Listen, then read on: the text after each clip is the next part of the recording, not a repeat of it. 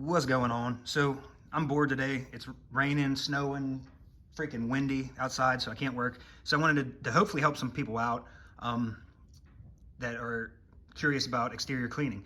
So when it comes to grease and oil stains, you pretty much have two things. Food grease, the best thing for it's potassium hydroxide. Oil, mostly sodium hydroxide. Now I use sodium hydroxide for everything just because I have so much of it, because I have it for stripping oil from wood surfaces, for gas station cleaning, restaurant, whatever, you know?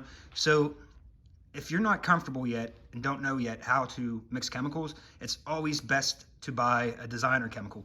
And don't stop your knowledge with me, because you need to know the proper PPE, you need to know what can and can't be mixed. Like literally something as stupid as accidentally mixing, say, bleach with ammonia. You can make chlorine gas, kill yourself. If you just put down an acid and you didn't let it have enough time to neutralize, vent off and everything, and you put down sodium hydroxide or sodium hypochlorite, you could literally cause gases that could cause health issues and possibly death, right? So it's very important to know what you're doing.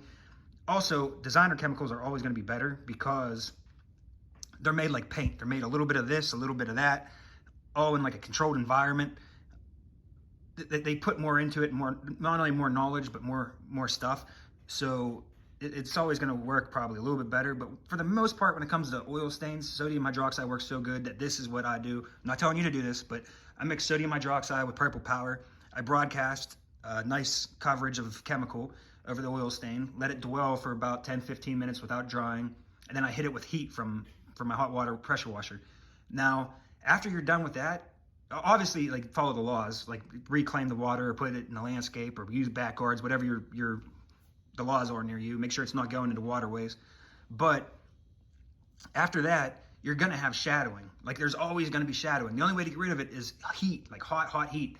So if you took like a rosebud on a propane tank and hit that oil stain, you could pull that oil stain out, but you risk the chance of hitting an air pocket, warming it up, and having it explode. And then you own the project, you could get hurt. So I always just set expectations from the beginning. I never mess with stupid stuff like that. I just do pressure washing. The hot water and the chemicals should be enough to lighten the stains, get it looking good. And for the most part, you're gonna be there next month cleaning the same stains, because these cars leak like crazy. If it's commercial and you're doing this for, you know, gas stations or restaurants or parking garages or whatever, it's gonna need done again. It's just a big game of keep up. So don't go risking doing anything stupid. But yeah, sodium hydroxide, you guys definitely want to learn more about it. Also, watch how you store it. I seen somebody storing it the other day in Ziploc bags. I hope it works out for them, but I've tried that before. The minute that stuff gets any moisture in it, it's gonna be hard as a rock, and you guys are not gonna be able to mix it as easy. I like to keep it in glass jars or plastic jars or whatever. I don't put it in the Ziploc baggies. Like I said, even if you put it in a tote, unless you have like a box truck or a van or something where it's definitely out of the environment, it's not going to get wet when you're coming in and out washing, I wouldn't put it in no plastic baggies, my opinion. But I hope this can help somebody.